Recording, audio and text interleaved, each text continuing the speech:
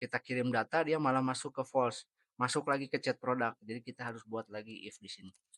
Ini adalah workflow yang dibuat oleh ChatGPT, teman-teman, dan ternyata workflow yang saya modifikasi kemarin itu ternyata ada sedikit kesalahan, teman-teman. Memang ChatGPT yang betul ya. Ternyata nodes-nya itu harus 2 agar workflow ini berjalan dengan lancar.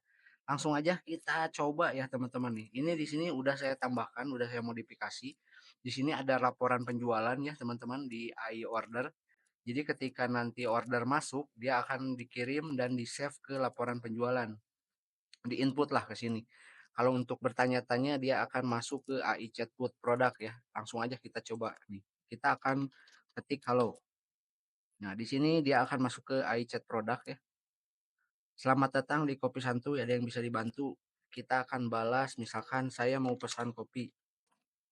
Dia akan pergi ke AI order untuk memberikan datanya ya. Nah, di sini udah ada datanya. Kita akan coba input datanya ya. Teman-teman, kita input misalkan nama Hardi, jenis kopinya misalkan cappuccino, Cino 2, latte 1. Alamatnya misalkan Garut. Kita kirim. Nah, dia akan pergi dan membuat laporan penjualan, teman-teman ya. Nah, di sini pesanan kamu sedang kami proses, tunggu sebentar. Kita cek, teman-teman. Di laporan penjualan dia udah masuk ya nih. Hardi cappuccino 2 latte 1. Nah, di sini ada not if, teman-teman. Kemarin saya buat not if-nya cuma satu ini aja ya, teman-teman. Jadi ketika ada kondisi di mana ada kata pesan, beli dan order, dia akan true ya, masuk ke true. Nah, ketika dia masuk ke true, iOrder ini akan kirim data-data yang harus dibuat, teman-teman ya.